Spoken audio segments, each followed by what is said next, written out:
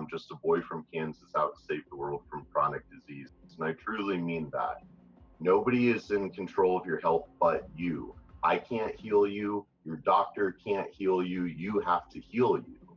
And it's all about having the education and empowerment to know what you need to be changing within yourself, within your life, to set your soul free and accomplish that best life that we all like to talk about. And I truly believe that the greatest medicine of all is to teach people how not to need it. I'm Brendan Vermeyer, the original Holistic Savage. Welcome to the Holistic Savage podcast.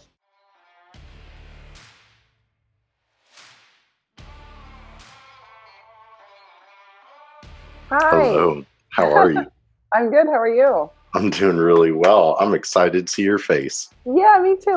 Any particular topics that you summon forth from your psyche of wanting to discuss today? No, I was just thinking about all our combos. We've had so many good combos. I thought we could just sort of roll with it because Totally. we always do that well. Yeah. I got my little dog here. She's Oh. What's her name? Sansa. Ooh, Queen Sansa. Sansa, Are yeah. you a Game of Thrones person then? Yeah. Yeah. I knew the reference. It's fine. Well, yeah. So, we can totally riff. Pretty much all my podcasts are just like organic riffing conversations. So, well, shall we do this thing? Do it. Cool. Okay. I'm ready. So, my friend, Dr. Tina Moore, welcome to the Holistic Savage podcast, where I like to talk about all things functional medicine, functional fitness, functional spirituality, and functional psychology. Those are the pillars of the show. I am very honored and excited to have you with me, my friend. How are you today? Awesome. I'm so good. Thank you for having me. It's an honor to be here finally. So thank you. Yeah, exactly. So, a little kind of how we know each other thing.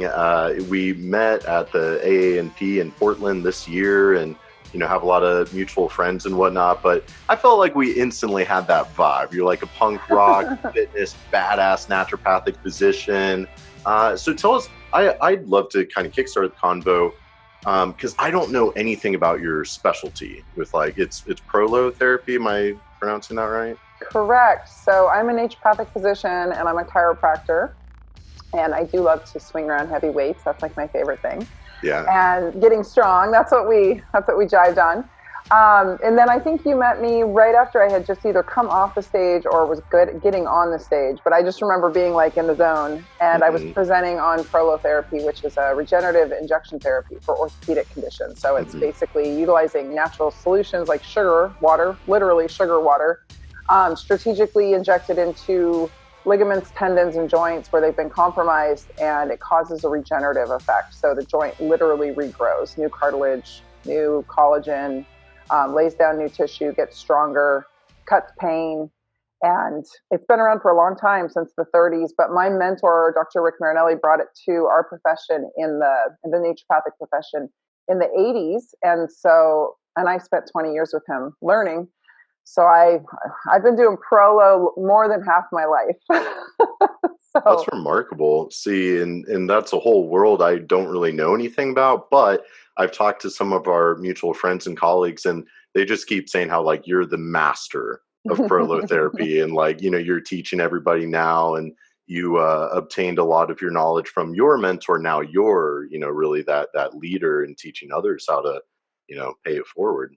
Yeah, so, a lot of people know about stem cells. Mm-hmm. That's kind of like the crack version of prolotherapy. Prolotherapy is the OG regenerative injection therapy, and then it grew up into platelet-rich plasma, and then it grew up into stem cells.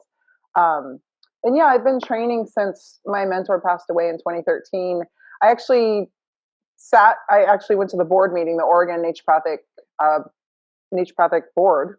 I sat yesterday to actually defend a case, or not a case, but we're trying to have an impact on the scope to keep, these pop-up training from happening. Because there's a lot of people graduating from school and they're like, well, I learned prolo, so I'm going to go train people in prolo. And it's like, come on, you're 12, you just graduated, So I realized, I did the math. I've trained over 400 naturopathic physicians in regenerative injection therapies. And that's probably more than any organization or any doctor anywhere in the world ever. And it kind of blew my mind because we've been sort of shunned from a lot of the organizations. And And my mentor used to train docs, but that only went on for a few years. So I think I've hit some massive mark.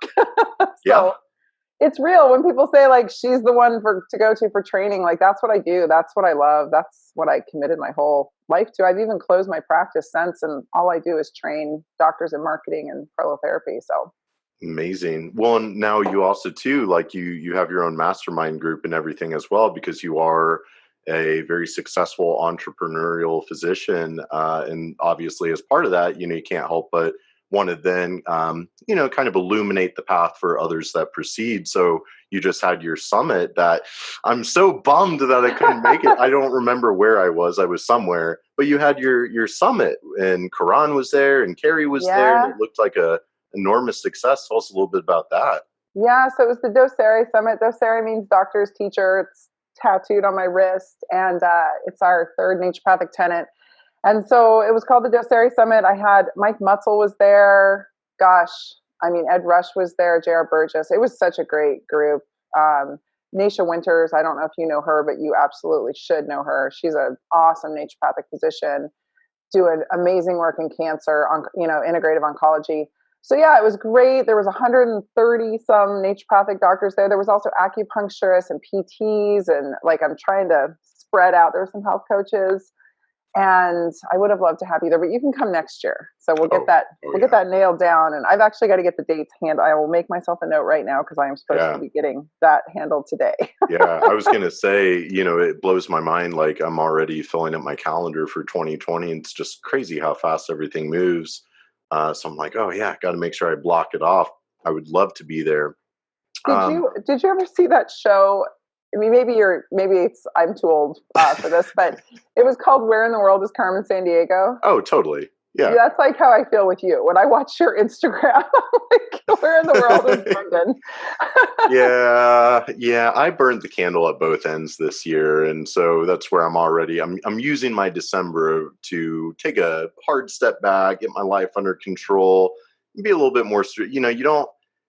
I think, especially I am younger and I'm an up and comer, so it's like, yeah, you kind of just got to hustle and get yourself out there. But then it's like, all right, respect yourself, and what are the events that really matter and others that are not as high of a priority. So I'm trying to, so your event, high priority on my list of 2020. And, I keep saying all the cool kids go to the FDN conference. So I think we should get you as a speaker. I would love there. to. Yeah, it was so fun this year. We had a great lineup, and you would have fit in perfectly. Everybody would just eaten you up.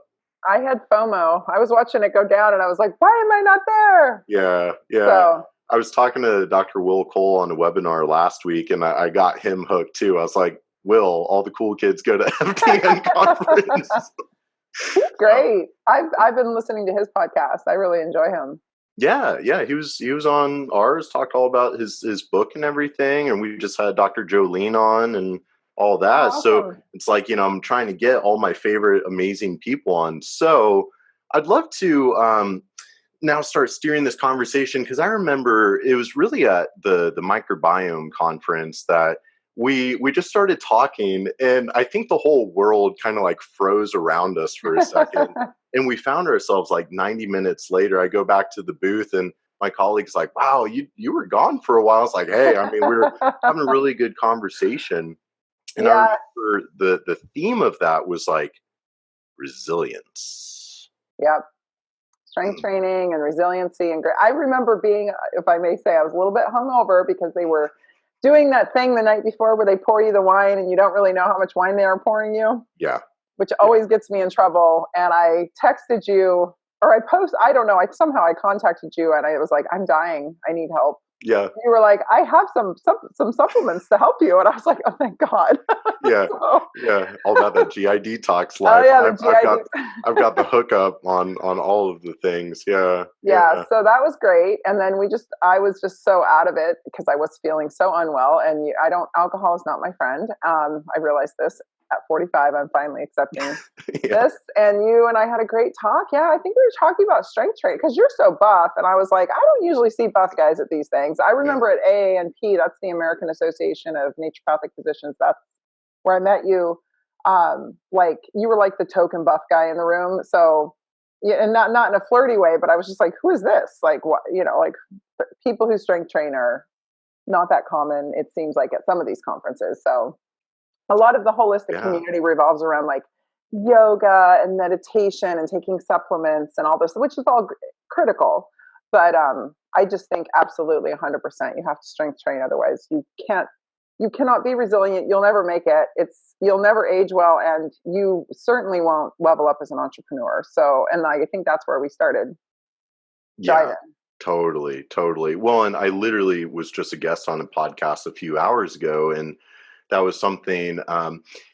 So coming from my background of fitness and nutrition, and then now really just in the functional medicine space, um, I've been kind of, I guess, taken aback a little bit by the lack of uh, awareness around, fitness and movement as medicine, because like movement as medicine is where I come from, but then I don't see enough of that in the functional and naturopathic world. And although there's a lot of amazing stuff that is going on, obviously we're missing just such a fundamental. So that's where like you really resonated with me a lot, as like you're the embodiment of a holistic savage if I've ever seen one, because you're naturopathic physician, chiropractor, very holistic minded, but you're also just like a punk rock savage chick that lifts heavy weights all the time. So I'd love to hear you just riff a little bit on like why you feel strength training and resistance training is so crucial as part of, any kind of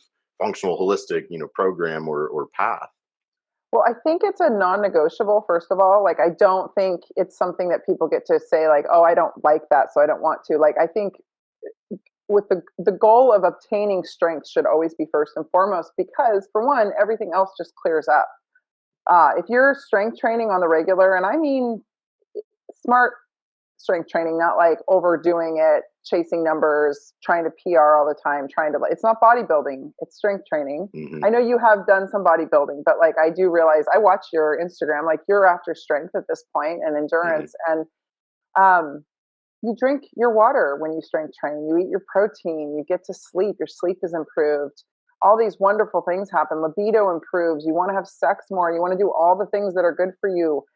You want to actually, like I said, put yourself to bed at a decent hour. You feed yourself in regular intervals, because suddenly, like, your body's like, I need protein right now. It's not really negotiable. And yeah, you have metabolic flexibility, of course, because you learn to intermittent fast. But I was just really quickly, I was a really sick little kid. And then I somehow got really strong as a gymnast as a child. I was a really strong gymnast. And Mm-hmm. it was like shocking how strong I was. I had like that crazy little girl strength that you've probably seen videos of little girls and you're like, yeah. I was that girl. And then somewhere around 14, my parents moved me to Oregon and I lost the sun.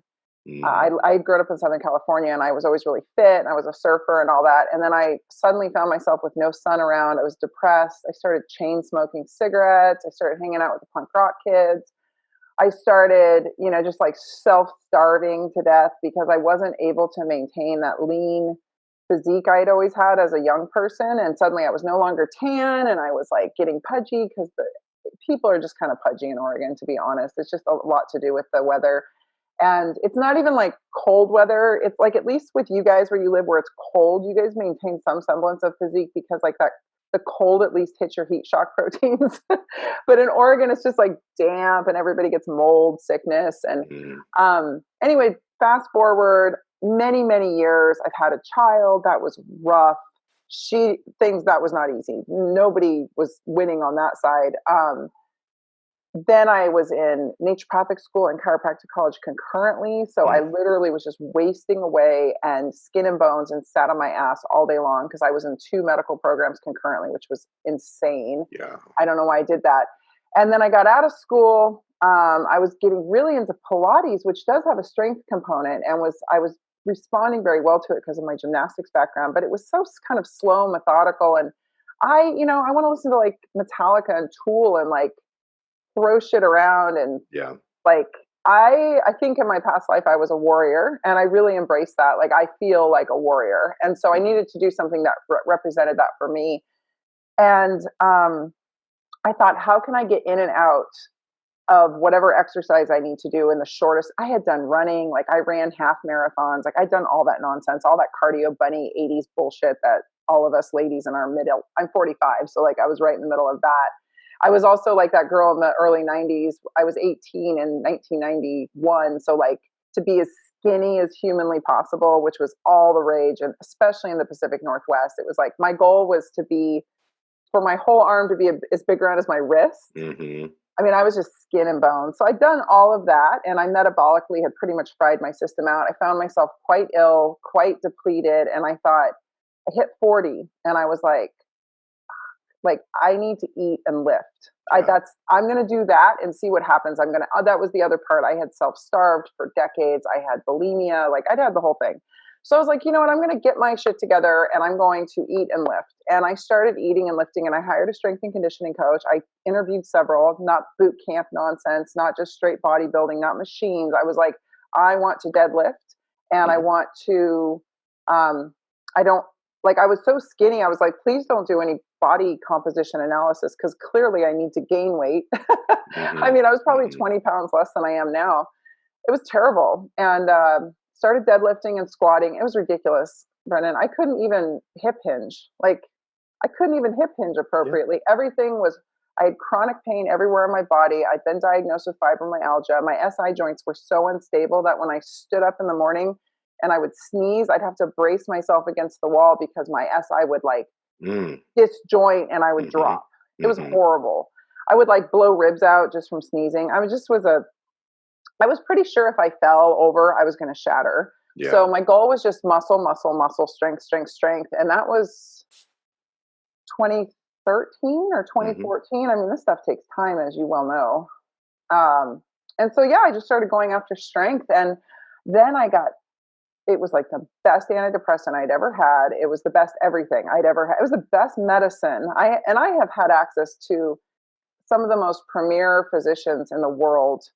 I was doing stuff like IV therapy back in the early 90s, ozone in the 90s, like all this stuff that's popular today that biohackers are like, ooh, look at this new thing. It's like, come on, guys. My mentor was doing this back in the 80s and 90s. So like I've had access to everything, and it's all passive care.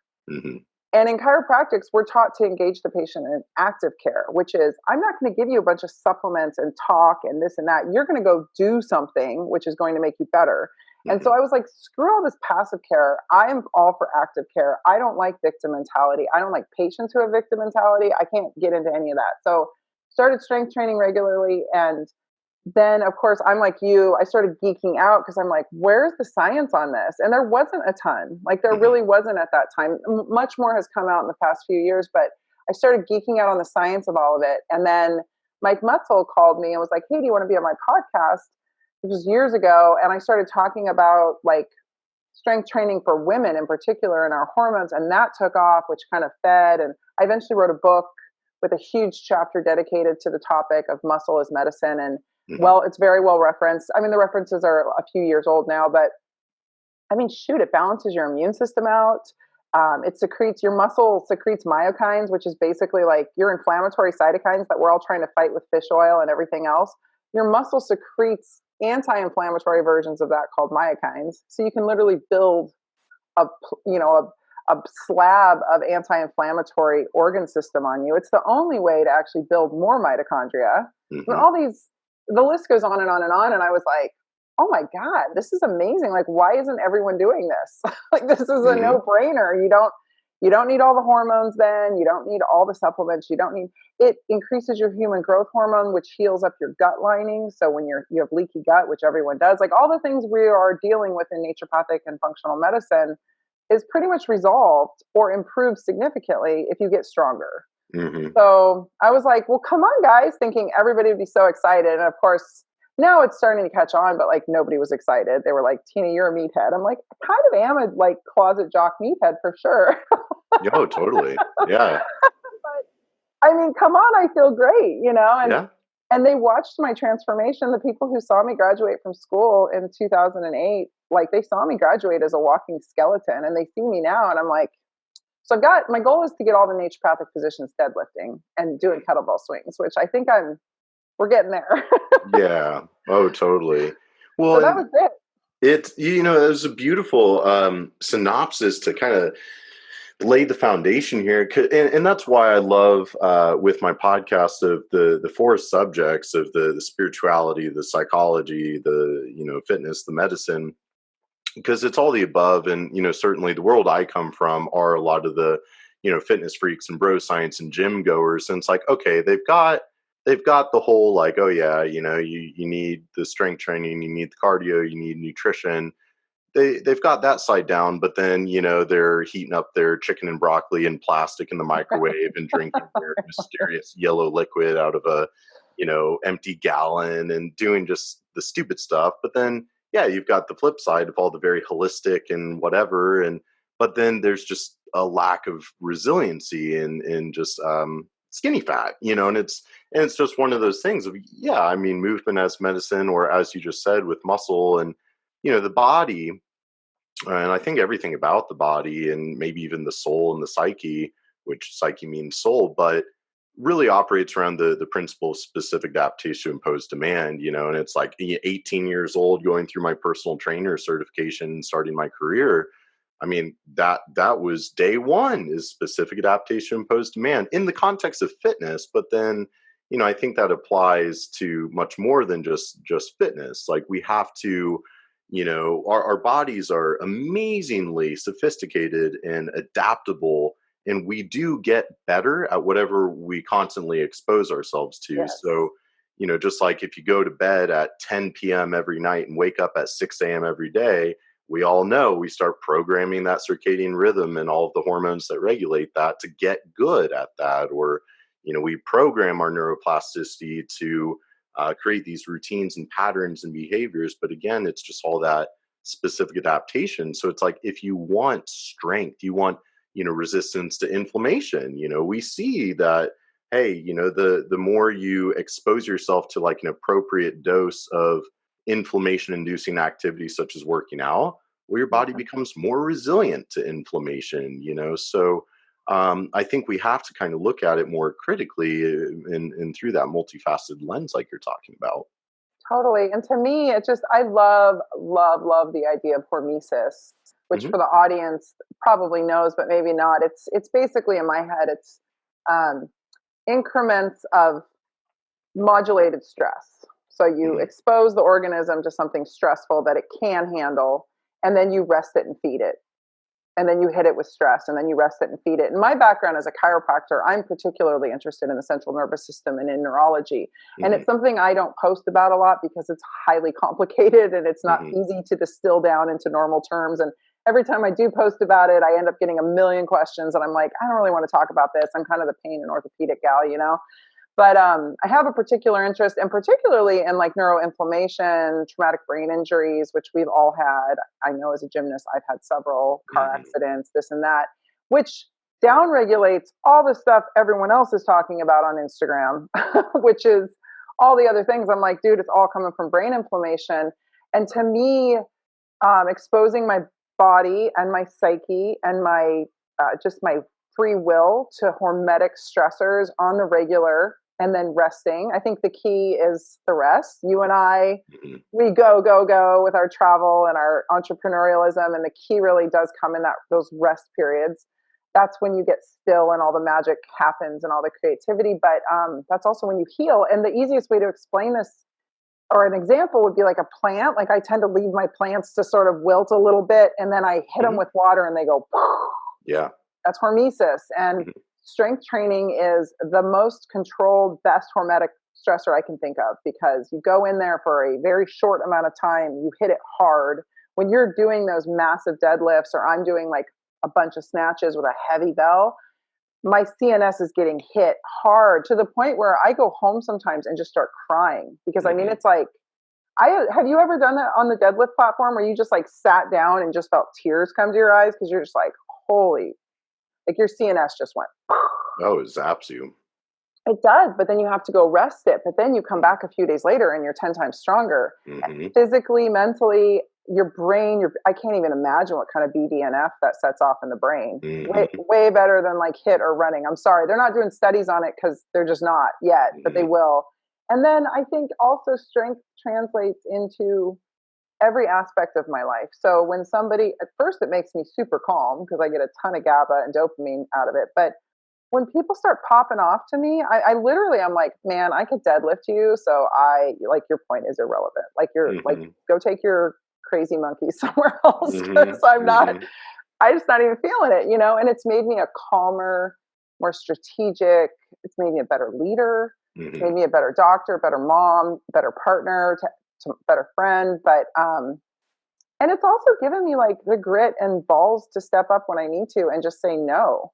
Or just be like, I'm calling bullshit here, straight up. Like, this is not okay. Whereas before I would have like been more passive aggressive about it, or been more meek, or matched whoever's doing it. I would match their persona more. And now I'm just like, yo, I'm here. I'm going to take up space. I think as a woman, we are told not to take up space. And I'm like, I'm here to say I'm taking up the space. I'm not going to just try to be skinny and fit into some little hole in the room where where they made space for me. It's like, I'm here and I'm in charge. And it's garnered me a lot more respect when I walk in a room, particularly in a room full of physicians. People are like, whoa, she's fit. And people who are fit, their lights are on. Their lights are on. I don't care how well educated they are. I don't care what kind of degrees they have or not. They are sharp. Like, I want them on my zombie apocalypse team. Right. Far more than I want the scholar who's overweight over here and never moves. Like, I want the person who knows how to move. And I don't know. And, the last thing I'll say on this long-winded rant is that grit can be honed. Grit is like the one delineating factor. You've probably read Angela Duckworth's book, Grit. And she proves in there through her studies that, like, it's not income, it's not education, it's not any of those things that people say, oh, well, they're blessed, they came from a rich family, or they're just smart. Success 100% comes down to your level of grit, and grit can be honed. So I do everything I can to hone my grit, because that's how I'm going to get more successful. Absolutely. I loved every word of that. And you mentioned Paul Anderson before we got started. And speaking of, I was speaking at Paul Anderson's AAMP it was an oncology themed conference. This was like 2 months ago. I know. I can't believe I didn't go. I have some PTSD around cancer, so I didn't go, but I should. Yeah, it was a great conference. And while I was in the back getting mic'd up for my talk, I got to listen to Paul, lecture a little bit, and he was talking about nutrition and cancer care. And one of the things he just directly mentioned, he's like, guys, let's not like overcomplicate or overthink it. More muscle equals better longevity with your cancer patients, period. And, I was like, Paul, like, all right, good. Like, we don't need to overcomplicate it, more lean tissue mass, period. And we all know kind of the basic science of it. But I love what you said about grit, because I definitely, are you familiar with, what's his name? Goggins, David Goggins, Navy SEAL. No, but I've heard of him, but I don't know. Yeah. So I haven't read his book, but, I did join the Navy after high school, and I kind of have my mini SEAL story. And, that was, I was mean to myself as a kid. I grew up doing martial arts and wrestling, and, I was big into like samurai culture and kind of this like honorable warrior that like, I will slash your head off, but I will cut my own intestine out for the greater good. And, I love you for this. Oh yeah. I was a little holistic savage before I realized it. Yeah, totally. I know, I'm all like peace, love, and let's raise the collective vibration. But at the same time, like, I'll slice your head off if I have to, Sometimes you got to get your teeth kicked in. Oh, absolutely. And I think a big part of, like, life is your ability to be resilient, like at the end of the day, I always joke about this, but we are more bacteria than human. We have more bacterial cells on us and in us than human cells. And I kind of look at the human species as like, we're kind of a microbe on the face of this planet. And if we don't have resilience, if we don't have that intrinsic desire to pursue continuity, and I think every facet of our biochemistry and physiology that has been molded through the grand trial and error of Darwinistic evolution, every little bit of that has programmed us to want to continue, but not just as a single organism, but as part of a collective, a species. The power of the individual microbe is not as powerful as the collective. There's a reason why they produce the biofilm and have the quorum sensing to communicate. The Borg. They are the Borg. Straight up. So it's like it's like the number one thing we need for survival and continuity is resilience. And you mentioned something about plants earlier. I'm very proud of my plant children, but like I pet my plant children. I kind of I bop their leaves and stuff because it's like they need that stimuli. If you don't use it, you lose it. And it's no different with your gray matter, your bicep. Totally. I think the grit thing, I don't know, it's one of those, like, nobody can ever really hurt me anymore because, like, I've hurt myself more than anybody else is ever going to hurt me. I've pushed myself to those deep, dark, uncomfortable, painful places. And it's like, if you can do that, you have the grit to go to that depth within yourself. Nobody else is going to be able to touch you. And all of a sudden, you become the master of your reality. And you become fearless. And that's, I mean, I can't think of it. I was teaching my prolotherapy group. I have a prolotherapy mastermind, and we met this weekend. I was teaching them upper extremity, and I was like, you guys, no joke, shoulder is hard. I'm just going to start with that. Like, this isn't going to be an easy day. I'm not going to sugarcoat it. I'm not trying to scare you, but like, this is hard. Everything you think you know, everything you think you can palpate, throw it out, because you're all going to have a moment where you want to cry. And then my friend later was like, well, you're scary. And I'm like, I'm so not scary. I'm ridiculously patient when it comes to training my prolo group, but I also have high expectations. And I think I'm the same way in the world. It's like, I just expect more out of people. I've had men in my life that were my partners. They're like, you're high maintenance. I'm like, no, I'm not, dude. Not high. I'm like the least high maintenance girl you could meet because I'm about as big of a tomboy as they get. I don't do nails. I don't do hair. I don't do any of that. But I have high expectations because I personally have endured, and I use the term rally. There's times when I'm with my daughter, who is not the most resilient creature at this point, but she's getting there. And I've been with different people, and I'm like, come on, you got to rally. Like, whether that means put on a smile and go show up, or get the thing done and make it happen, or get out of bed and do whatever, but go do the hard thing. Do the hard things. Like, that's a hashtag I use a lot. Do hard things. Do hard things pretty consistently. It makes you a better person. Totally. It makes you more functional in society. It makes you a better citizen in the world. I think we owe it we forget that part. Like, as a citizen in the world, I need to be able to, like, pull a bookcase off of you if you get hurt. Yeah. I need to be able to pull you to safety instead of just being like, oh no. I went downstairs to my apartment building. I live in an apartment in Portland, and I went downstairs I had done a bunch of Christmas shopping, and everything got shipped in, and I had all these boxes like stacked up to here, and I'm coming out of the elevator. Guys always want to help me. They're just like, oh, let me get that for you. And like, this guy's like way skinnier than I am. And I'm like, no, I'm fine. I lift a lot of weights. That's what I always say. I'm like, I'm fine. I lift a lot of weights. And I just thought to myself, how do normal people like function? Like, people who aren't strong, like, that would have been like 4 trips for me 10 years ago. Yeah. When I move, like if I move furniture or I've had a lot of moves in the past few years, like locations and like clinic and everything. And I'm like, my assistant's really strong. She's like 6 foot, gorgeous, strong lady. And we're like, how do normal people like get through the day without having the ability? Because we pick some shit up together. Like the two of us guys are like, what are you 2 little girls doing? We pick some heavy stuff up and move. We're like, we're fine. And I'm just thinking, like, how much more help would I have to ask for? Which is like I used to not be able to get lids off jars. I mean, come on. Yeah. That's just not, I need to take care of myself, and I also need to be helpful to those around me. And ultimately, we need to not be burdens on our families as we age. That is something that I never see discussed on Instagram, because Instagram's full of younger people. But when I see, like, my father is a great example of somebody who just let it all go and is a huge burden on my mother. And it makes me beyond angry to watch, because he taught me everything I know about being tenacious and having grit. He taught me how to show up and be strong.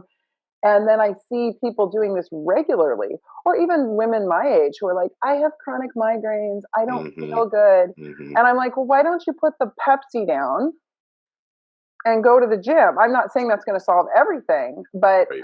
I get that so much. I have arthritis. I can't lift weights. I'm like, yeah, you can. Hire a good Mm-hmm. strength and conditioning coach and work around the arthritis. You want to see my joints under X-ray? They look like hell. It Mm-hmm. doesn't stop me. I have herniated discs. That doesn't stop me. It's just crazy to me how as a society we almost celebrate wussiness. Yeah. Oh, yeah. I definitely have a We lot of condone it. strong opinions and thoughts on that because and the funny thing, there's definitely this kind of millennial hipster spiritual awakening holistic movement where, like, and don't get me wrong, I'm pretty good at doing the flowery language and the Oh yeah. very woo woo existential. I enjoy that as much as the next guy, Aubrey Marcus or whatever, but at the same time it gets to a point where it just becomes this flowery dance where you're not just directly saying what you mean. You're dancing around it to avoid offending them because people love to get offended and Yes. love to be a victim, and so then it just becomes this overcomplicated dance, and it's just like, wow, we're just, man, can we just like harden up a little bit? And so that's where, like, David Goggins, his whole thing, he's one of a very small handfuls of African Americans that has gone through the Navy SEAL training program.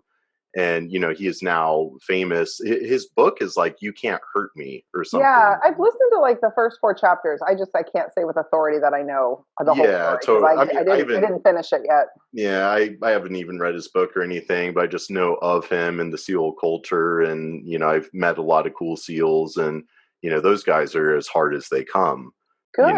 They hard let as they come. you have to tap out. That's the thing I love about Navy SEALs. You choose when you leave. Yeah. They Ring just that fucking bell. You're tired, you want to quit, life is a little hard, so that's where I think resilience of the body and the mind is, I mean, if I could have one life skill, I think it would be resilience of the body and the mind.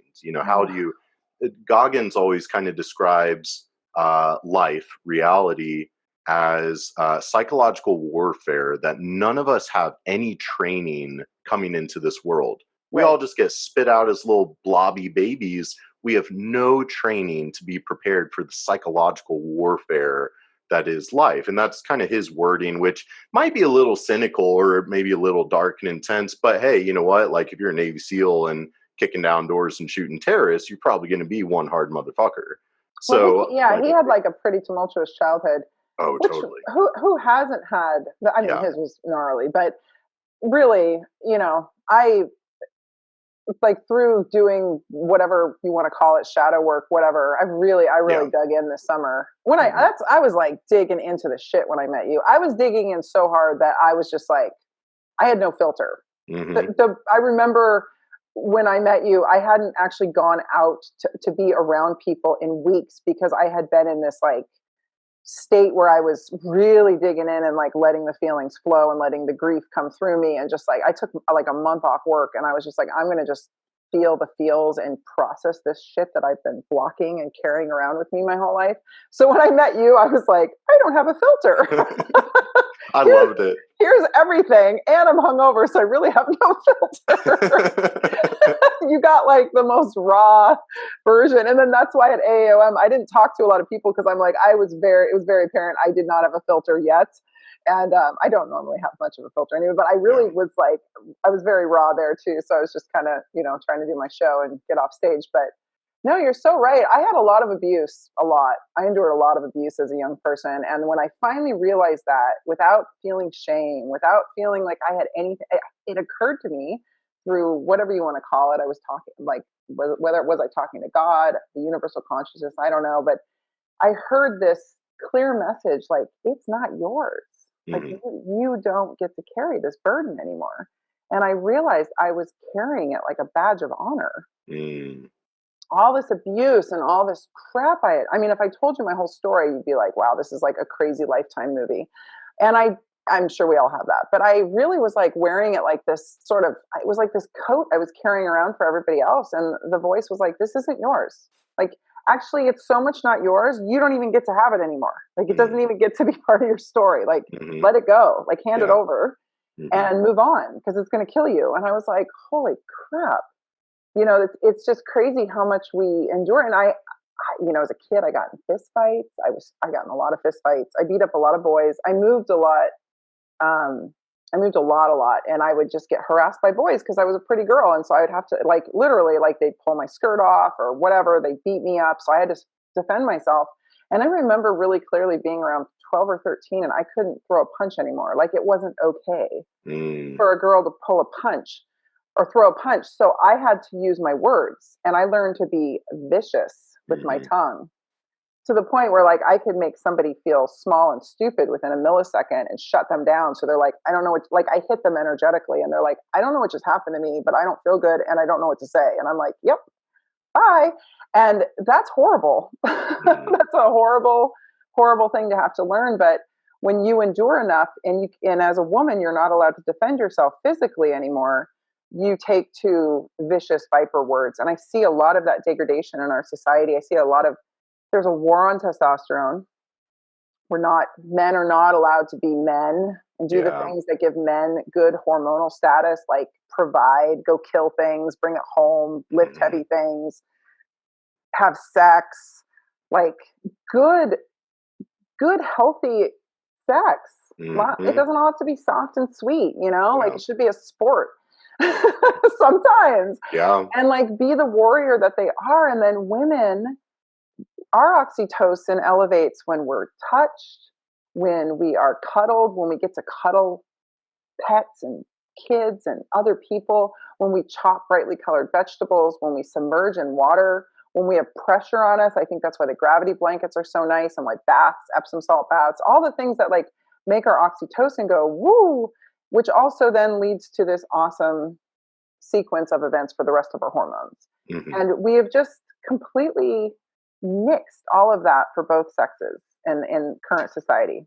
It's all mixed up, and people are suffering, relationships are suffering, and it's hard, and people's health is now suffering because of this. And I'm like, if you, like, men when they're 25, they want to, like, fuck, fight, or kill things. And we don't let them. We tell them that's toxic masculinity. And then women, I am totally all for the Me Too movement. I'm glad people have spoken up, because I have been sexually harassed beyond belief. But at the same time, I also think as a woman, I have the ability to put muscle mass on, stand up straight, give them a death glare, and shut it down. I know not every woman is in that position. I'm not, please no, I have been in positions where the power struggle was real, and I had to just do whatever I had to do to get out of there and not get raped or not get hurt. But I get it. And this is age. I know I'm 45 and I can say this with my age, but man, looking back at what all of that was, just like, I was taught so wrong. And then I played into it all. And I was like, why didn't they just, like, teach me how to squat and deadlift and box and do all the cool things when I was like 20, instead of putting me on antidepressants and throwing me in therapy? You know? Totally. I don't know. I mean, that's a kind of a side rant, but that's how I really feel. I see these young women struggling, and I'm like, man, if you just went and got strong, that would just change everything. And then, you know, learn the lessons, and then let men be men and let women be women, but teach them how to do it in a way that's just hugely respectful and full of compassion and awareness. You can be a strong masculine male and still be kind and comforting and, like, you know. I think you're so right. Yeah, you're bringing up so many good things I want to dig into, because, like, with, you know, in today's world, it's all about radical acceptance. You can be whatever you want. If you want to identify as a velociraptor, you can identify as a velociraptor, you know, which, I don't know, that's kind of attractive to me. And I'm a super chill guy. It's like, you do you, I'm going to do me, and whatever, you know. I don't, like, it's not that I don't care, but, like, yeah, you're free to, as long as you're not causing harm to yourself or others, do whatever the fuck you want. I don't care. Yes, it's no one's business. I don't think people need to get so. Now, with that said, though, I remember, this might be a better segue into it, so that I don't offend anybody, but it's kind of like if you get offended listening to my podcast, one, you need more resilience. Two, I don't think this is the right podcast for you. Yeah. But it's one of those. I remember when I was going through my precision nutrition level 2 certification. This was years ago. There was, it's a master nutrition coaching program. There was literally a whole unit about how to effectively coach somebody who is transgender or going through like some kind of transgender hormone treatment or surgical. And they were presenting both kind of the psychological, the sociological, and the endocrinological sciences of it. Of like, okay, like random example. Look, we're all ingesting a lot of bisphenol A all day, every day with all of our plastics. We know that bisphenol A is a estrogen mimetic of sorts, and so my point being, a lot of the environmental and factors of our current society are quite literally messing up our hormones from more of a black and white physiological perspective. But then our behaviors and then what we're choosing to deem appropriate and not, like you're saying, of no, it's not accepted. If some jerk grabs your girlfriend's ass at a bar, you can't just punch him. Whereas I have to be Mr. Soft Gentleman and let's resolve. No, I'm gonna fucking punch you. You know what I mean? Because that's what you deserve. And I totally agree. just saw it's such a so let's talk about victim mentality a little bit, because I touch on it in just about every episode, and I really do feel that there's a bit of a victim mentality crisis going on. Yes. So I'll just say that before I closed my practice, it was application only, and half the questions were basically trying to get to the root of whether somebody had a victim mentality, because if they did, I wasn't going to treat them. Yeah. And they weren't welcome in my practice, because you can't get somebody, I treat pain. You can't get somebody out of pain who is accepting that pain as a life sentence and because they feel like they deserve it or it's somebody else's fault. A lot of bad shit happens, but like we got to get over it. I don't know. I have had some bad things happen to me by people that I loved, and I had to get over it. Otherwise, it was going to kill me. It's going to manifest as cancer or heart disease or both. And I just, not getting over it really allows that person to continue to abuse you, first of all. They get to abuse you every single day when you have that physiologic response, when you think about it.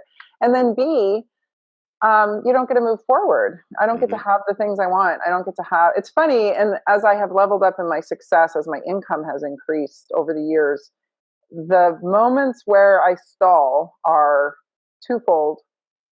One, it's always my health. My health really has been a bit brittle because I was so awful to myself. I spoke so poorly to myself for so long that I ended up manifesting with a bunch of autoimmune nonsense. And I did it to myself. I chain smoked. I ate poorly. I did all the bad things. I still do bad things. I still drink too much sometimes, and I'm like, oh geez, I like when I met you, and I was like, oh geez, I did this to myself. But I don't know. I treated myself terribly poorly. I ended up really sick from it all. I climbed out of the hole a few times. I have rebuilt my physical being a few times, and so when somebody accused me in my profession the other day of being entitled, and they were like, well, you have privilege and you don't understand. And I'm like, oh my God, let's just talk about the fact that when I was where she was at, I had no financial support. We were in the biggest recession of my lifetime. There were no small business loans being given out. I was in the middle of a vicious divorce. I was in bankruptcy, and I had a 2.5-year-old, and I was a single mom. And I had a cash practice that I was damned if I was going to take insurance. So like, really? I'm privileged. And I didn't blame anybody for that. I just knew I had to get out of it. I knew I wanted to live in a better house and a nicer neighborhood than I was in. I was in kind of a crack neighborhood with my little daughter, and I knew I wanted to keep my dogs in my house. I didn't want to have to get rid of my dogs and break up the family unit. And I knew I wanted to be able to buy my daughter that Nintendo if she, whatever it was, as we progressed through that time period. And, well, I'm sorry, she was 8 then. She was 2 when I started school, but we did it. I just did it.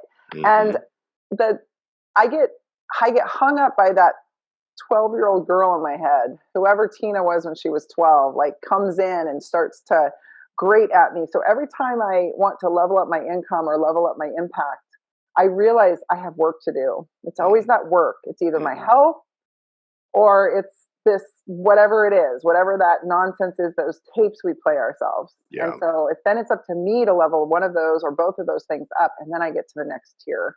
And I'm not allowed to get to the next tier or even have relationships with people like you. Like maybe 5 years ago, you and I wouldn't have jived as much, you know? So like, just to have good working relationships with people I admire and respect really requires me to sit back and like take a hard look at myself.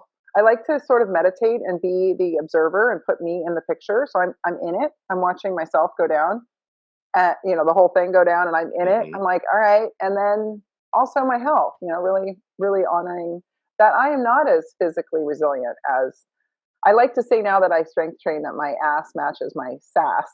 Oh, yeah. It's pretty perfect. but I still have some brittle immune system stuff and like a little too much of this and too much of that. And I wake up with a cold sore, or my heart rate variability tanks out. And I'm like, all right, but at least I can track it now with some of these cool gizmos and I can see in real time, but it's all just basic treatment guidelines. Lift heavy things, go to sleep, cut toxic relationships. Man, that's a big one. This year I've had like these energetic scissors out. I'm like, even if I love the person, I was just on a podcast talking about this. I may love the person wholeheartedly, but they're not in good management of their monkeys. Yeah. And I'm like, you know what? I don't care what age you are. You either need to learn to cage those monkeys up or put a leash on them or whatever, but don't bring them at me and don't keep bringing them at me. And I just can't. I love you, like love and light. I do. I send them blessings. Maybe our relationships will circle back. Maybe me severing that relationship will cause a permanent, you know, rift. And I'm willing to accept that at this point in my life. I don't think I was nearly as enlightened as you are at your age. But I feel like I just can't. I can't have those. If someone brings my cortisol up more than 3 times, they got to go. Yeah. Ooh. Yeah. I like that. I was having a cortisol spike at 8 p.m. last night, and I was starting to freak out of like, why am I dealing with this? Like, why am I feeling so stressed at 8 p.m. at night? And it was just one of those things. But, you know, I think we have to be, and something I've been reflecting on lately, because we definitely are in, I think previous generations, because we didn't have the sophistication of society and the luxury and safety to be as, like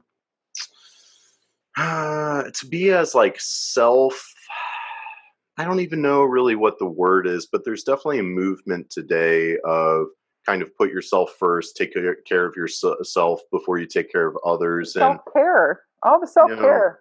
And I think there's definitely a balance to be struck in between, don't just like irresponsibly pour out everything you have into, because the world will suck you dry and just take and take and take. But at the same time, I definitely believe in a certain amount of like generosity and, practicing unconditional love. But, practicing unconditional love for self and others does mean exactly what you're saying, where, no, if something is robbing you of your energy and is costing you and is toxic in nature. And I love how these days with science, we are bridging that gap, and we are starting to understand more of like, hey, autoimmunity or cancer, it's not just the genetic predisposition. It's not just the shitty food or the toxic environment. It's also your gosh darn, stories that you're telling yourself, and, all really starting up here. And so that's where we really are starting to understand, or at least be able to appreciate more the power of self-choice and, choosing to be resilient or choosing to be a victim. It's a choice, and it's not a one and done. It's a choice that you have to make like every second, every day with every encounter, Yeah. I mean, it's funny. I was in the car with my mom and my daughter, both of which almost died this year. I almost lost both of them. And like, we're like a coven. We're like a magic triad coven. And we're in the car and something came up. My daughter said something. It was not great. It was not good news. And I was like, it's fine. It's fine. We'll get it. It's fine. And my mom started cracking up and she's like, you say everything's fine. Like, that's your immediate response. I'm like, well, because it is. Do I have any other choice? Like, it has to be fine. We're going to figure it out. It'll be fine. Mm-hmm. And my daughter's laughing and my mom's laughing, and they were like, we're not saying it's bad that you say that, but you say that over everything. And I'm like, or I'll say, I got this. Don't worry, I got it. Yeah. And I don't mean I got it by myself. I might delegate. I might bring in help. I might call in the troops. But like, I either got it or it's fine. Because what's the other option? Like curl up in a ball and cry? Right. Yeah. I'm not doing that. Fail, flop, roll around on the ground, kick and scream. I mean, what are you going to do? What do normal people do? I'll tell you, I coach. I've been coaching. I've got like 46 docs I've been coaching this year, and it's been such an honor to watch them all level up in such exorbitant ways. But it's been an enormous, just interest. Marketing is all psychology to me and sociology. My background was in sociology and animal behaviorism. So like how animals act together, basically. Totally. That's all marketing is. And it's been so interesting to see the blocks that they have. And it's all based around fear of putting themselves out there. And people like you and I just do it. It's like, it hasn't even occurred to me to be afraid. But to them, it's real, and it's real in a way, and I respect it. I do. I respect where they're coming from. I'm not like, well, come on, just do it. Like, get over it. I do tell them you have to do this if you want to market. If you want to be successful and be the captain of your own ship and really run your own practice and be in charge of how much money you make instead of like leaving it up to fate. You really do have to learn to put yourself out there and be resilient and brave. But there is a lot of fear about putting themselves out there. And when I inquire, comes down often to fear of what their colleagues are going to say. They're first and foremost afraid of their family, their friends, and their colleagues. Yeah. Which is so interesting to me because those are supposed to be the people that are in your camp. Right. But they never are. They are sometimes. But I will say when you come out, and maybe you had this experience too, when you first came out online or first put yourself out there regularly, it's your friends, family, and colleagues that take the hits first. They're the first ones shooting. Yep. And you're just like, that scene in have you seen Wonder Woman? Oh, yes. The scene where she comes out on the battlefield, like I just immediately, I'm in the theater with my ex-boyfriend. I just started bawling, like just bawling. Cause I was like, I know exactly what that feels like. Like just to be the one person out there taking all the hits. And but every time I do it, I get more resilient. Yes. So that's what I try to teach them. I'm like, every time you do an Instagram live or you do a Facebook live or you do something brave, you get braver. Yeah. And content begets more content, but really I should say bravery begets more bravery because you have to practice bravery. It's a muscle. You have to practice resilience and grit. You have to just keep doing. You can take the grit score online. Just Google grit quiz. You can take it. You can see how gritty you are. And then you can do things to hone your grit and you can take the test and see that you've gotten grittier. I love that. And that kind of gives us a perfect segue into another topic where, first off, I totally agree. It's funny, like with, I don't know that I could say like any one thing really switched for me. I just kind of started putting myself out there more. And, it was kind of an organic process. The more I put myself out there, the more positively people responded. Hey, I get trolled too. I get people that, it happens to everybody, but, like, I don't really give a fuck about. Right. You know what I mean? I think that's the key. You just have to not give a fuck. And you're like, oh, okay. Good for you. Nice opinion. Bye-bye. Yeah. I'm gonna speak my truth. And, social media is a direct reflection of our ego in a lot of ways, as we do project our truth and project our ego out there. And it's like, well, it's up to you if you want to follow or not. It is funny though, what you said about the, friends, family, and colleagues. I love my parents, but they do keep telling me like, oh, stop using profanity on the internet. I'm like, Mom, Dad, love you, but it is what it is. Don't listen to my podcast. I don't know what to tell you, but I get the same. My mom gives me the whole spiel and I'm like, Mom, you're not my avatar. Yeah. I don't know what to tell you. You're not who I'm not marketing to 70-something-year-old women. I love 70-something-year-old women, but if they don't love me, like I'm here to speak my truth. Yeah, exactly. So I love the Wonder Woman analogy and the concept of being brave. And I think, bravery. It's interesting. The more that I kind of think about it, I think there's a lot of like classic ideals that have always really been integral in our species moral belief system throughout our entire existence on the face of the planet. You know, every successful civilization, Roman Empire, or, you know, you fill in the blank of whatever empire or civilization we're talking about, but they always had these ideals, you know, honor, discipline, integrity. And I think a lot of these idealistic values that have always been so important to our species, I think they are grossly missing in modern America. And they've been replaced with victim mentality, instant gratification, you know, all these less than ideal behaviors, if you will. And so I think being brave, when did we stop being, you know, land of the free, home of the brave? Where did that go? I don't know. I don't know. And it's villainized. It's almost villainized at this point. Yeah. You know, I'll say it, and it will offend people. We shame people for being fit. Yeah. Like, oh, he must be a meathead. Yeah. Or she, you know, it must be all they care about. And I'm like, it's a badge of honor to walk around with muscle. Like, I did this. I built this. This was hard for me. I'm not an easy gainer. I don't just gain muscle readily, you know, like I'm not a big eater. I've got a lot of reasons why I don't, it's not, you know, and it's like, when did that happen?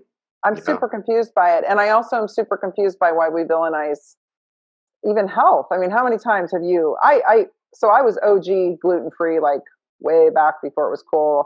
There was no paleo diet when I was eating. Literally, there was no paleo diet when I was eating paleo. It didn't exist yet. Yeah. There was no such thing. It was just an anti-inflammatory diet, right? Right.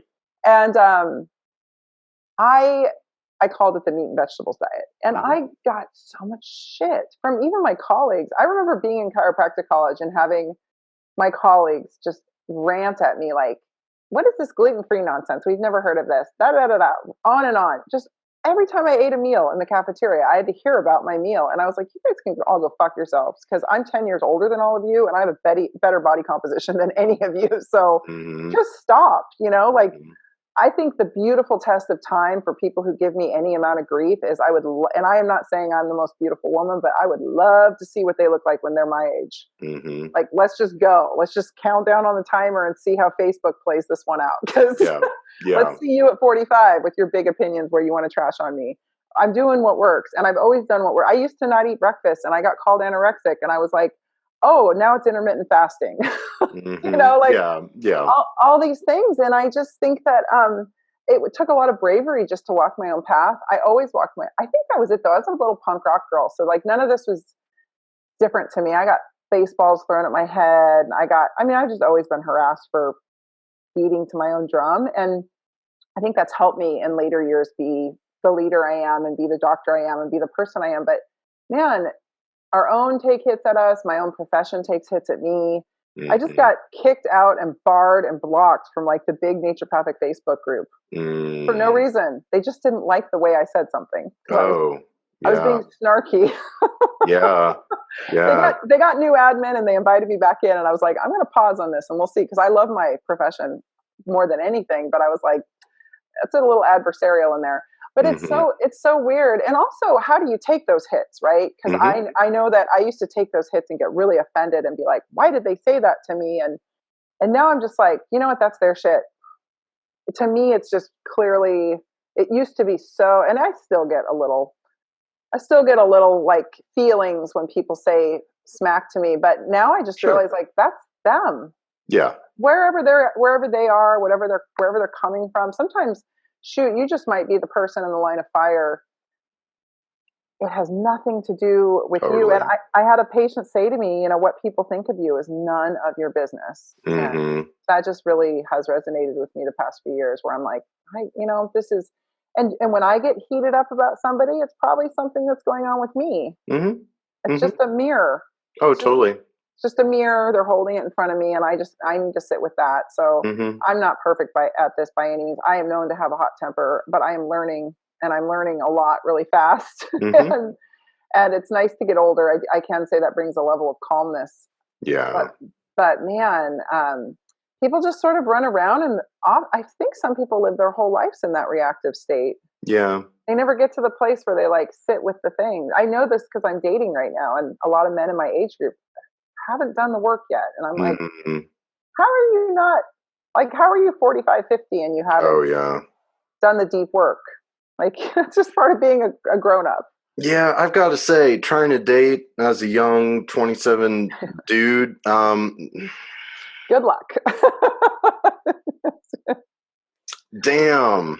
I hear there's a lot of yoga selfies and Snapchat filters on the Oh, dating apps. I'm like, why would you put puppy dog Snapchat filters on your dating? yeah, it's an interesting world we live in, but yeah, you said, I think the being brave and, this, I think a lot of people, they really need to sit with themselves and get a deeper sense of self. I think, so many people, like, it's a lot easier to throw a rock at you and direct their inadequacies and self-loathing. It's easier for them to project that at you through harassment than it is for them to, yeah, sit with themselves and face their own insecurity, and so people are always trying to kind of bring down. And it is such a shame because it's like, I see all the amazing work you're doing out there, but then I also do know some of the shit that you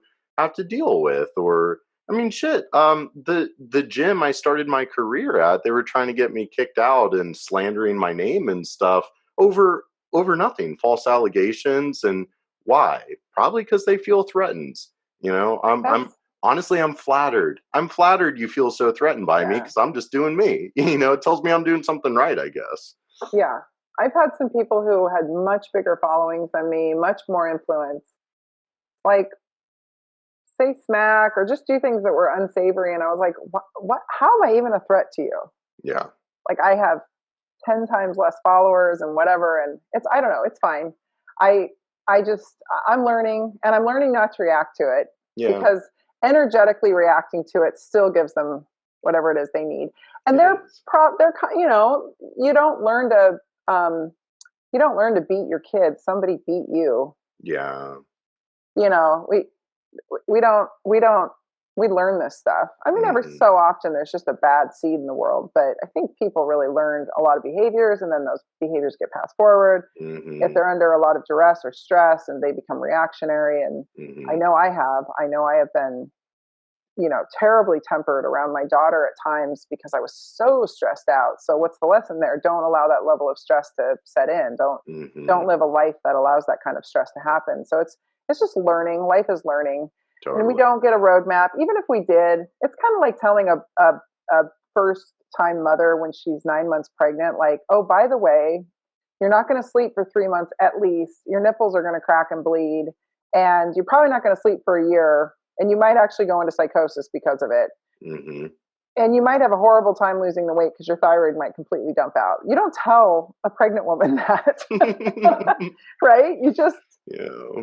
I don't tell brand new docs, like, guess what? You had a hard time in school. The next 5 years are going to be harder than anything you've ever done. Hmm. I don't tell them that. I mean, I let them know it's going to be challenging, but these are the things that we have to live through. And I was married to a man who's a dear man, but he was 11 years younger than me. And things would happen, and I would get so upset with him. And I'd be like, why don't you get this? Like, why don't you get how you're supposed to act right now? And he was like, because this has never happened to me before. Right. I mean, he Right. literally had never been through it. And I was like, Yeah. oh, duh. I mean, we have to allow people to live their life's experiences. And all I can say is I wish I had learned to lift weights and meditate a lot younger. I wish that Hmm. wasn't considered like meditation when I was young was considered for like hippies who were weak. Hmm. I was kind of raised in that Midwestern family, Right. Right. and I wish that hadn't been the case, because things would have flowed a lot easier. And then Hmm. also, I think sometimes we're so traumatized, and because of whatever adverse childhood events we lived through, that I became very addicted to stress. Hmm. And when I would hit the flow state, I would almost consider it a threat. Because if I Mm. wasn't feeling, I love the grind. I love kettlebells because there's grind moves and there's stamina moves, and I love the grind moves because that's just how my brain is wired. But I Hmm. can't grind all the time, Yeah. Yeah. And I wish that I had been taught that the flow state was actually the ideal state, Hmm. instead of me like self-sabotaging with wrenches. Like, well, this couldn't be this great. Something terrible must be around the next corner. Hmm. So I might as well throw a wrench in this and make it 10 times harder, you know? Yeah, I like that a lot because I definitely am a grinder. Like I remember I won a award in high school wrestling. I was not the best wrestler, but I never gave up, and I just always kept moving, kept Yeah. grinding. Like I mean, you might beat me, but like you're not going to stop me. I'll just keep Yeah. coming at you. And yeah, I definitely have been addicted. That was a hard learning curve for me coming into adulthood. Was learning how to like Brendan, you don't always have to beat the shit out of yourself, man. Like, what are you doing? At some point, it becomes just self abuse. But Hmm. you start kind of equating pain with progress. You know, Yeah. you really do. Oh, You yeah. start making that network of the more I grind and the harder I work. Generally, there is a lot of progress that gets made, but like you said, it's that hormetic mechanism of well, you apply that stimuli that does push us beyond that comfort zone. We don't grow within our comfort zone. We only grow when we step into that uncomfortable zone. But you don't grow while you're grinding. You only grow and progress when you recover Rest. from the grind. Yes. Yes. The magic is in the rest. And it's Hmm. so hard for me. I know. I think it's why you and I resonate because we both do that. I know we both do that. For me, there was actually pleasure in pain. Yeah, Like, I used yeah. to pierce my own ears. I love getting tattooed. Like, Hmm.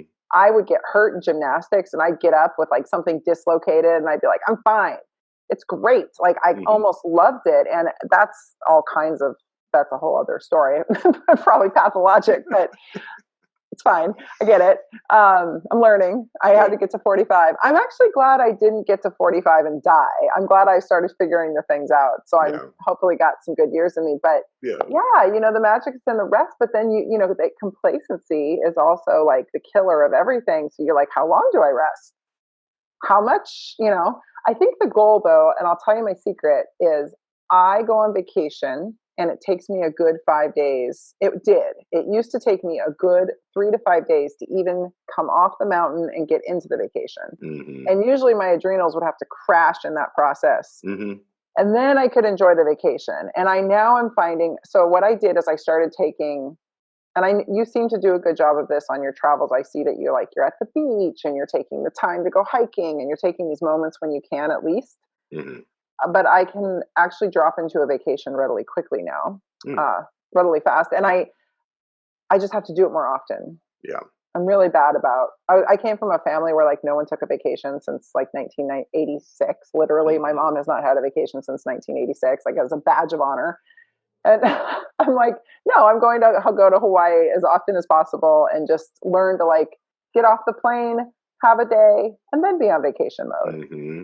Oh, absolutely. Yeah. And, it Learning. is, we are in this culture of like, we definitely glorify busyness, Yeah. and it's not glorified to, even though like meditation is probably more popular than ever in one way, but sitting with yourself and not doing something active and constructive is like, what are you, lazy? You like, I feel like, I mean, I got like 3 jobs myself basically, but I feel like if you only have one job, like what's wrong with you, lazy piece of shit? Like, it's like, what have we become? It's really remarkable. And so with honor, Funny. no, no, bravery and resilience being, uh, gosh, I think we've made that pretty clear that those are some fundamental life skills. So then let's chat a little bit, and we'll start wrapping up with, we're both entrepreneurs, right? And certainly, I think we both, you've got your tribe, I've got my tribe, and I do think we've done both a good job of, being brave, putting ourselves out there, and so I'd love to hear your thoughts on like how all of this stuff we're talking about really relates to being an entrepreneur. Because holy cow, talk about just forging your own path in this crazy society of ours. Yeah. Well, I was thinking about that before we got on here, and one of my business coaches is Ed Rush, and he's a dear friend of mine. I adore him, and he was a Marine. He was an F-18 fighter pilot, and he always talks about my mission. Mm, And I have a mission. I've always had a very clearly defined mission. I know you have a mission too. And I think that's what differentiates us from the entire pack. yeah, Jolene Brighton is on a mission. She yeah, has a very clear defined mission. Yeah. Carrie Jones is on a mission, and I'm mentioning people I know directly that are like friends as well as people that we know in the online space. But Karan Krishnan's on a mission. Totally. And so when you're on a mission, it's pretty, and you have grit and tenacity, and you have been knocked around a lot, whether someone else knocked you around or you put yourself in the wrestling ring and got knocked around or whatever, whatever we did to get here. When you have a mission and you remember that mission and you write that mission down, it's pretty hard for people to dissuade you from it or knock you off of it. And the other thing that I will say is that my coach taught me this too. He's like, if it's not in alignment with your mission and it's not easy and light, then it's a no. So maybe that's something helpful for you as well and your listeners. It's just, if it's not, because there's a lot of cool stuff, cool shit begets more cool shit. So it's really hard to start. I mean, I've been where you are, where it's like everything is coming out. It's still, I get a ton of, almost every day there's an email like, you want to do this? You want to do this? And I want to say yes to everything, and I can't because I physically cannot do it. I cannot. And I've also come to terms with that. I'm 45. I'm not your age. I can't do as much as you're doing. I can't grind as hard and travel as much anymore. I'm okay with that because there's other things I can do that are cool, that are afforded to me at this age group. And so just being at peace with that, and learning to be alone, I think, is absolutely critical. Like learning to be alone and be okay with that is probably the bravest thing I've ever done. And I've been alone a few times and I love it, to be honest with you. But also knowing that community is critical. Yes. My heart rate variability on my Aura ring, I have no affiliation with them, but man, that ring saved my life because like it tells me when I have community around me and I'm speaking my truth, my heart rate variability goes way up. So I'm learning slowly.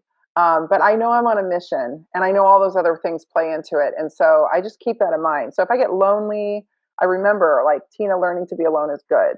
And if I get overwrought or I get upset about something, I'm like, you know what, this has nothing to do with my mission. It's irrelevant.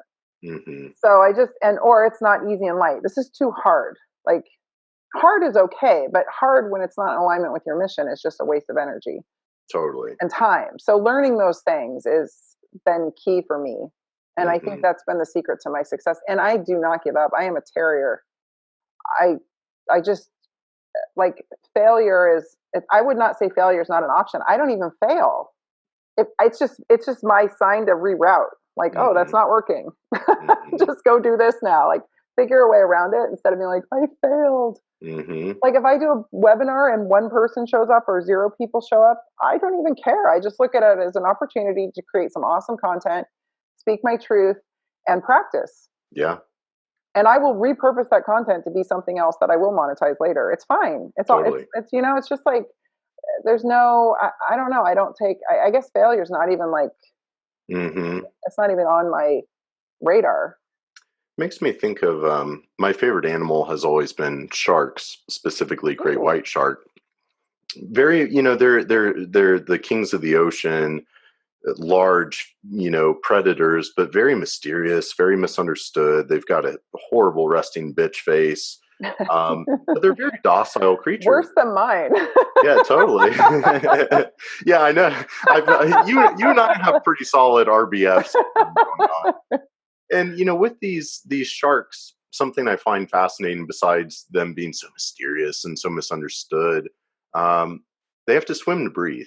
There is no failure. What is failure? You stop swimming and therefore you stop breathing and you sink to the bottom of the ocean floor and just die. Like, got to swim to breathe. And you said some really juicy key points that kind of brings all of this together with, we're talking about resiliency and bravery, but purpose. And something I'm really hot on these days is like, there is scientific literature that shows having a sense of purpose increases longevity or community. We could talk about the Blue Zone book, all day or whatever. But in order for, like, one of my mentors, Dr. Brian Walsh, who I just have the utmost respect for, amazing, amazing human. But he does such a good job of breaking this down with, levels of organization from, the cell, organ system, organism, but how quite literally we need community. We need a sense of purpose to be healthy at the cellular level, or how, loneliness is its own predictive indicator of all-cause mortality. The more lonely you are, the more likely you're going to die young, be overweight, unhealthy. And that's where 1 in 6 Americans are on antidepressants. 1 in 6 Americans are on antidepressants, I know. That's because they're sorely lacking community. Interestingly, though, I would say social media has really provided me a tremendous community when done right. I always say, when social media is done right, it's kind of remarkably fulfilling. Totally. So there's places to find community, but I think we need to be, to add on to that, something I try to tell my daughter, because she really self-isolates. Like, your immune system tanks out when you're not around other people. Yeah. And your inflammation skyrockets. Yeah. Because your immune system it's not practicing. Mm-hmm. It's not being put into use. So, like, we have to go out and be around other people. We have to have exposure. We need biome. Like, I was with Karan at an event, and he was like, he got into a picture and then he got out of it really quick. And I just went over and jokingly said, like, "Oh, you don't want to catch their biome, do you?" And he's like, "No joke." Yeah. That's just contagious. Yeah. Oh, totally. He wasn't saying it about those people in particular, but we were just having a moment. But you're right. Like, we need all of that to be healthy, well-rounded people, and to be brave. Like, you never know where your bravery may come in, or where your mission. I never thought I would be leading the charge in trying to keep my profession moving forward and being successful. I never saw myself in this role. I had no idea. Thank God I had a lot of leadership skills going into it. Like, I'd spent my whole life in leadership roles. So I was like, all right, I got this. I'll take the ball. Yeah. And I was talking to Paul Anderson recently, because he and I both were getting hit from a bunch of different places at the same time. And I was like, you know what? Somebody's got to step up. And he was like, yep. And I said, it's a good thing we both love to fight. Like, we love the fight. We love a good fight, a good rebellion. Yeah. And he said, well, somebody's got to step up. So people like you and I are stepping up. Yeah. And I hope that people appreciate it. I know we'll get haters too. That's okay. I would say to them, Brene Brown, if you're not in the arena getting your ass kicked too, yes, shut it. Yeah. I almost brought up Brene a couple times throughout this, because I'm just like, man I like me a good fight. Yeah, I like me a good fight. I get off on a good fight, to be honest. But can I tell you a favorite thing of mine that I saw once? Yes, please. You have to go watch. I've been meaning to tell you this. I said this on another podcast recently. So that show, Battlestar Galactica, the newer one, not the one from the 80s when I was a kid, but the newer one. There was one episode kind of early on. I stopped watching it because it was too depressing to see everybody in the dark. I was like, their circadian rhythms are all messed up. Yeah, right. I can't watch this. But there was one episode where, like, once a year, you got to call out whoever you wanted in the entire tribe into the boxing ring. And so it didn't matter rank. Nothing mattered except if you had beef with them, you got to pull them into the ring and you got to duke it out. Yeah. And I will say, the people that I have had, like, there's somebody in the community right now that, like, I straight up said, I'm like, we're not having this conversation until we sit down over some whiskey, because I have words. Like, let's drink the whiskey, let's have the words, and then we can figure out how we're going to work together, because there's too much of this right now. And I highly respect this person and they highly respect me, but, like, we got to get some beef out, So anyway, you get into the ring and just whoever beats the crap out of whoever wins. Yeah. And the dispute is settled. And, like, the mechanic on the ships calls the captain of the ship in the ring, and you're like, oh, you know? But rank is irrelevant and there's no repercussions. So, and, like, 2 lovers ended up in the ring, a man and a woman, like, beating the crap out of each other. And I was like, I wish more disputes were just handled that way, honestly. Totally. Like, and then you leave it in the rink. Yeah. Walk out of the rink and it's over. And I think my background, like I said, was in animal behaviorism. And, like, you see this with animals constantly. Animals just handle it.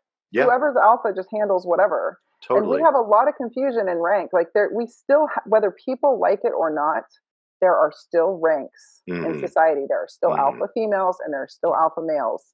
And I know when I walk in a room who the alpha females are, and I know my rank pretty quickly. People don't want to acknowledge that, but I'm telling you, from an animal behaviorism background, we are just fancy mammals and we hold to the same laws of nature. So it doesn't, and then, you find these beta guys who are over there pounding their chest trying to look big. And I'm like, if you're a beta, you're a beta. Yeah. You might get to alpha. I don't know. And I'm not trying to say like superiority or like Mm-hmm. any of that, but I just think energetically we do have, and you can change your rank, but there is still a mammalian ranking system in Oh, place. totally. And we have totally discounted that as well. So I just think like if we could just pay it, sniff it out, trust your instincts, sniff it out. It would make things so much easier.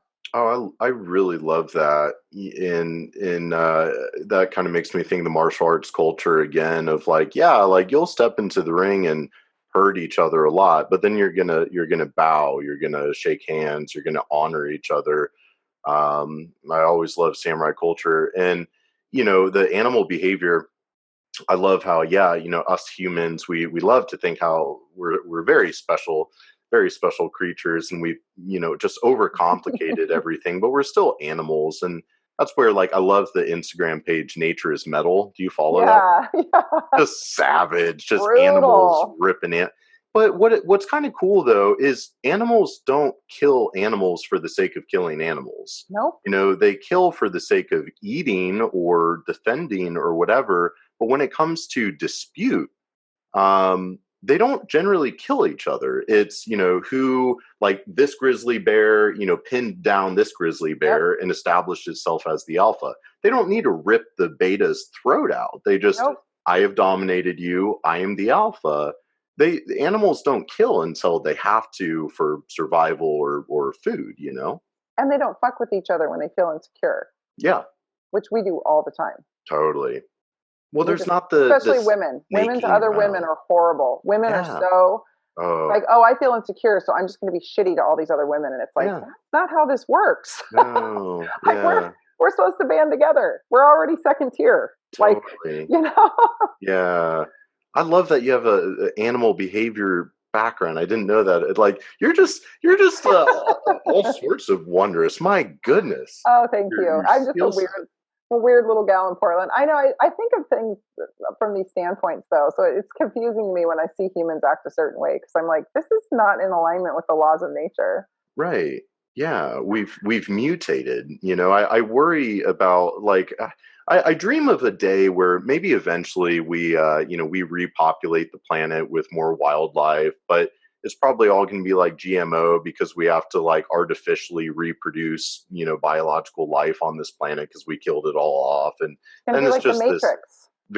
it's going to be a very mutagenic world, and I feel like we are kind of mutating a lot in weird ways where we're finding, instead of just letting like, what is emotion? Energy in motion, right? And whereas if an animal gets frustrated, like a gorilla, it might flip over a rock, it might now obviously I'm not saying it's appropriate for people to go flip over a car when they get mad, but like you got to express that energy or that emotion, aka let the emotion be energy in motion, like let it dissipate, and energy's never produced or destroyed, so let it flow a little bit. But all this, because we can't just do that, we can't just settle in the ring and be respectable. It's this conniving, twisted, just gross. It's a mess. Sometimes there's cultures where people, when people die, the women just howl and sorrow, and I get it. Like, I've had people die, like my first reaction was just to scream, like from the depths of my soul, scream. And people are like, you're not handling this grief well. I'm like, when did you make the rules on grief? Right. Two things. Did Jolene mention this when you interviewed her? She may have, but she's like the pill expert, and when women are on the pill, so we sniff out our partners, right? Pheromonally, we sniff out our partners. And I discovered this a long, long time ago because of my animal behaviorism background. We sniff out those who have opposite immune systems than us. So when we reproduce, we don't end up creating a bunch of genetic malformations and issues. When you're on the pill, you lose your sniffer. She didn't say anything about that. You end up mating with people who aren't necessarily the best person to be mating with for your immune system. And so this is often, I wonder what the repercussions are on the entire human race. Because of genetic combinations that maybe weren't ideal, and maybe why we're having such an uptick in autoimmunity and other conditions. And then secondly, I've seen a lot of women who went off the pill after having the baby. They have the baby, the man gets snipped, they go off the pill. Suddenly they don't like their husband anymore. They don't smell right. right? Suddenly the Yeah. pill's out and they're like, oh, wait, my sniffer's working. Oh, you don't smell right. So that's a huge one. Like, we just need to sniff each other out. Quite Yeah. literally. Like, when I go on a date, online dating sucks, but like, I'm like, I need to literally sniff the person. Like, I need to smell you and make sure you smell right. And then the second thing is I have always had pet rats, like, on and off throughout my life. I love rats. Rats are really intelligent creatures. Yeah, And they I are. had this really cool female, and my daughter and I went to the pet store, and there was this little hairless rat. And I think it wasn't like purposely hairless. I think it was like genetically something was off. And we bring the little hairless baby home, and she's 5, my daughter, and she said, "Oh, my rat will love a new baby to take care of." And I was like, "Oh, I don't know if we should put them in the same cage." And I was trying to put the baby in a separate cage, and then I don't know what happened, but we decided to let them out together. And I had mama rat, she had baby rat. I let go of mama rat. She scurried over right towards my daughter, dumped her teeth into the skull of the baby rat, killed it instantly in front of my 5-year-old daughter's holding it. And I was like, oh, oh no. Oh no. Bad call. Yeah. For animal behavior, mama. But it was a huge lesson. And she said, why, she's screaming. And then when I calmed her down, she's like, why did she do that? I said, because she knew something was wrong with it. And I'm not saying that's what we need to do with everybody. But when you think about the repercussions of the birth control pill, of like creating potential genetic mutations that are not ideal for longevity. Totally. I wonder eventually maybe that's why we have, I don't know. I'm totally hypothesizing here, but like, maybe that's why people are having some disrest. I mean, we are that generation. We're that has already happened. We're grown-ups now. We're reproducing. So like, I just wonder, since the pill was introduced in the 60s, like, what has that done to society as a whole? And is this why we're seeing like changes in temperament, or who knows? It's very theoretical, but I just wanted to share that with you because I love that. I do very much think it's a very interesting time to be alive. I mean, I think just being the phenomena of life is just crazy in itself, but you just kind of look at where we came from, of all right, 2000 BC or whatever, pyramids, and but holy cow, the landscape of existential reality has dramatically, exponentially changed, in the past 100 years. It's like, you look at 1820s to 1920s. Okay, I'm not saying there wasn't a big leap in technology or whatever, but was it really that different? But you look at 1920 to 1920 was the Great Depression. 2020, we live in a virtual world where our avatars are like, oh, so I think very pivotal time in human existence because of technology, the microchip, synthetic chemical manufacturing, technology with drugs and surgery. And we as a species are very much tampering with the balance of nature. Nature doesn't really make mistakes. It either works or it doesn't work. It either fades in or out of existence. As soon as mankind started tampering, we just opened up Pandora's box, and that dog is beautiful. What kind of dog? Looks like Hank the Fox dog. I know. She came from the same place. She is Hank the Fox dog's girlfriend. They haven't met yet, but we're waiting. This is Sansa. She's a Basenji mixed with something, I don't know, but she's a sweet dog. Are you as extra as Carrie? Does she have a Instagram page? No. I don't have that kind of bandwidth. But Hank asked Sansa if she wanted to Netflix and chill the other night on a post of Sansa. So. Oh my! I need to. Hank would like to meet Miss Sansa here. They look little red beauties together. So I mean, what you said, and then like think about the disruption of like EMFs on the microbiome. Think about the craziness of toxicity on the microbiome. Throw in what I just mentioned potentially as having an impact of like crazy genetic combinations that maybe weren't ideal for generations on end. I mean, we've just got a lot. We just messed up the soup a lot. Yeah, a lot of variables, and that's why I think it's really critical to have an animal in our life, because animals, like, that's our symbiotic relationship to nature. Totally, and the perfect demonstration of unconditional love. That's all dogs don't know how to do anything but love you. Yeah. And she protects me. And that's how I met Karan, because I heard him speak and he talked about how you have to have a dog to have a healthy microbiome. And I was at an event and I was like, I emailed him and I'm like, we have to be best friends. Totally. That's it. Yeah. I was really glad to hear Karan talk about, it was crazy ironic too, because like a little bit before the FDN conference, I don't know what got me thinking about it, but I was thinking about, like obviously, humans don't eat their own feces, whereas a lot of animals do. Rabbits in particular love to, or dogs eat their own shit all the time. But then like boogers, we breathe in all this shit into our nose, then we get these boogers. And of course, like, you get little kids eating their own boogers. So I kid you not. So Karan lecturing at the FDN conference, he brought up booger eating. And he's like, well, that's basically your vaccine right there. Like you're giving yourself a dose of that environmental shit to prime your immune system. I was like, I knew you and I were on the same page about this. He's a genius. I love him. Yeah. I love how the world has come together for all of us. It's pretty cool. So. Well, I love our industry. It's the best. Yeah. Cool. Well, hey, what an amazing conversation. I mean, I know. I know. And, I remember when we first met, it's kind of funny hearing this backstory now, because it was like, Carrie's so sweet. Carrie's just the sweetest. And then, Jolene came by the booth. You came by the booth. I loved your energy, that no bullshit, like say it how it is. So I'm so glad that our paths crossed this year. And it's been such an honor to have you on this podcast. And I will be at your summit.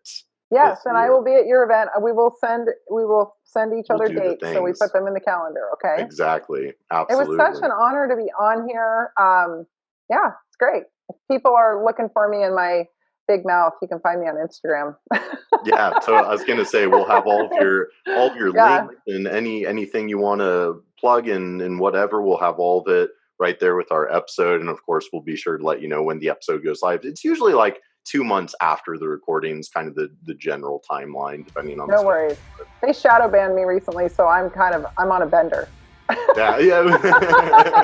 I've got more for them to shadow ban. pull you out of the shadow here. Yeah. No, I'm ready to go. I'm like, oh, really? You didn't like that? What else will they not like? Oh, I know. Big brother on the internet. Yeah. Well, all right. Well, thanks for having me on. Yeah. Thank you so much. Love you, Tina. And I'm sure we'll talk soon, my friend. Bye. Bye.